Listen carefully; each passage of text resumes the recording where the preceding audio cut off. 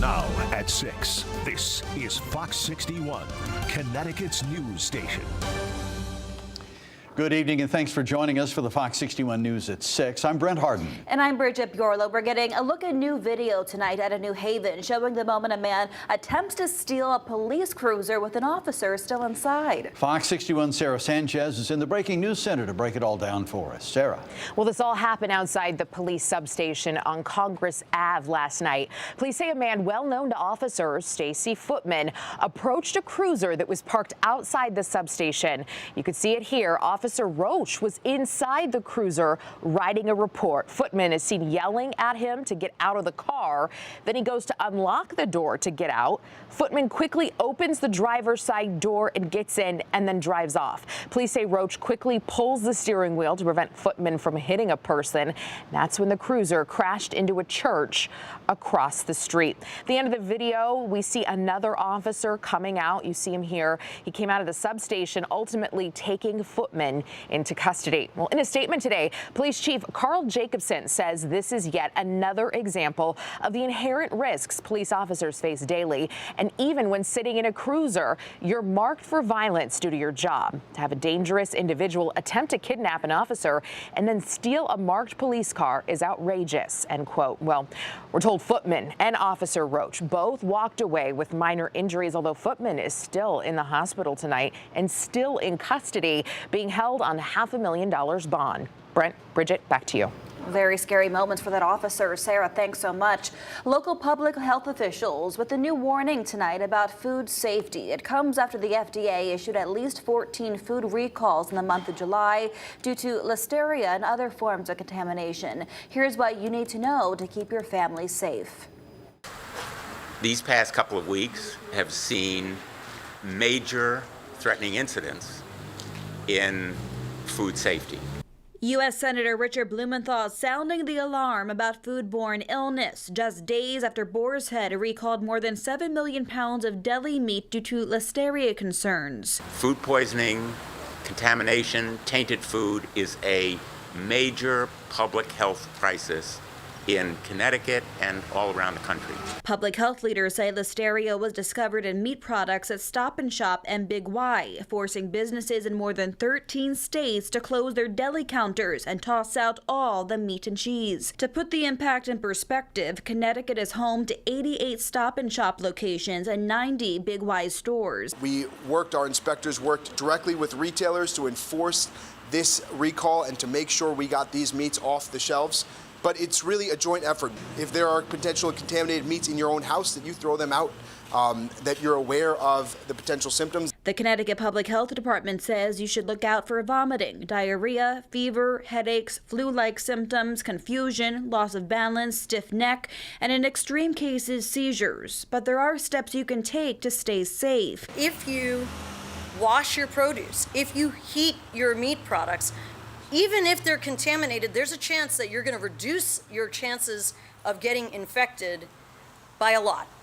However, Senator Blumenthal says this latest recall reflects a larger failure with the FDA, an agency he says is underfunded and unprepared to prevent food contamination in the first place. We shouldn't be just reacting, we should be preventing the kind of tainted, contaminated, and poisoned food products that all too often cause illness and death in America. The senator is pushing for the FDA to become two separate branches, one to address the pharmaceutical industry and another to strictly focus on the food we eat. He's co-sponsoring a federal bill to do just that. And if it does not pass under the Biden administration, he says he's going to push for it once again under the next president's administration. Well, turning now to the forecast. It was another hot day out there, but will the heat last throughout the week? Meteorologist Sam Sampiri joining us now. Sam, we've got a lot coming our way this week. Oh, you bet, guys. You know, one day we're going to get rid of this heat, and then we're going to deal with one band of rain, and then we might see a little bit of lull and some nice weather in the middle of the week, and then all eyes are pointing south for the remnants of Debbie. Right now, the temperatures are in the 80s, not too bad at all, despite that we have higher dew dew points back up a little bit during the last couple of hours. It wasn't too bad of a very warm day. We are watching showers just to our north, actually severe weather associated with a cold front, but this time it's been held further north and west. Binghamton now in some action just to the north of Albany, but these showers are falling apart as they move in our direction. That's good news. We don't need another day of severe weather, especially after what happened over the weekend. Put this into motion for tonight. Things will die out. We'll have mainly a little bit of clearing skies, and then these showers come in tonight, most of them on the light side. And by tomorrow morning into the mid-morning hours, we could have a band of showers setting up. So overnight, we're down into the 70s. Tomorrow, we'll have some showers on and off with highs in the 70s, maybe near 80. And then we will be tracking Tropical Storm Debbie. Here is the latest information moving through Jacksonville, Florida right now. Coming up, I will detail where the system will go, when we can expect some indirect impacts, how much rain, and all the details on your Fox 61 7-day forecast in a few minutes. Bridget and Brett. All right, Sam, thank you. Police in Hartford say they are concerned about the rise in deadly violence after 2 shootings just hours apart over the weekend. Officers believe the shooting stemmed from an argument between 2 people who knew each other.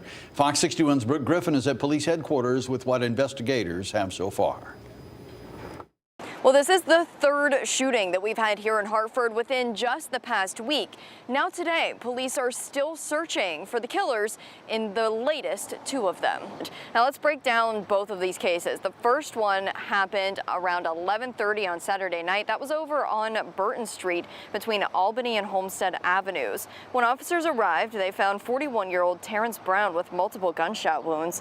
He was taken to the hospital where he later died. Police say Brown was part of a large gathering that was happening in the street at the time. They tell us a dispute likely got out of hand, leading to the death. Nobody has been arrested in that case. Then, less than 2 hours later, Hartford police were called out to Fish Fry Street for reports of another shooting. This scene just 3 miles away from the first one. Police tell us they found 36-year-old Antoine Gouge with multiple gunshot wounds.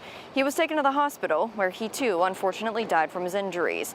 Officers say this was also the result of a large gathering that got out of hand, but they don't believe that the shootings are connected. Nobody's been arrested in this case either. These shootings marked the 2nd and 3rd homicides in the city in less than a week. Now, if you recall, the homicide that happened last Tuesday on Garden Street was pretty similar to these. Police say it was a dispute between people who know each other. Investigators are asking people to report any sort of disturbances or potentially hostile gatherings so they can break things up before a shooting actually happens. That's what we've been seeing quite a bit lately, and those are the hardest, right, because they're unpredictable. I keep saying it, like, if you see something heating up, call us, but sometimes these things heat up so fast that it just happened, and those are, they're tricky because you can't plan for them. And police are asking for any witnesses that were around those large gatherings, around those disputes from the weekend, to go ahead and give them a call. They said they would like to make arrests in these cases, but they just need a little information to make sure they get the right person. In Hartford, Brooke Griffin, Fox 61, Connecticut's news station. All right, Brooke, thank you. And new tonight, a bittersweet day at the state capitol as lawmakers and other leaders laid out how a tragedy led to change. Fox 61's Matt Karen tells us about the new protections for healthcare workers. Matt? Well, as more people look to age at home, there's a growing demand for more home health care workers. And until now, very little was done to protect them. We are making this investment because of the tragic death of Joyce Grayson. Visiting nurse Joyce Grayson was 63 years old when she was murdered in October of 2023 while caring for patient Michael Reese inside the sex offender's halfway house in Willimantic. It's the right thing to do for Joyce and her family and all our home health care workers. Now, a state grant of $6 million funded with leftover COVID American Rescue Plan dollars aims to increase protections for home health care workers. Specifically, the money will fund emergency training, Panic buttons, a dedicated emergency hotline, a buddy escort system, GPS tracking of workers, and a more robust pre-visit risk assessment. State Senator Martha Marks is also herself a home health care worker. If she had had that device where she could have pushed that button so that the whole neighborhood maybe could have heard that something was happening, or I know that she was missing for a while, where they could have known where she was. So I have to think that yes, it would help her. But many also argue what would have helped Joyce Grayson the most was if her accused killer stayed behind bars. Michael Reese was on probation after serving a 14-year sentence for stabbing and sexually assaulting a woman in New Haven in 2006. People who are known dangers to society should stay behind in correctional facilities where they keep the rest of us safe, and we take that very seriously going forward.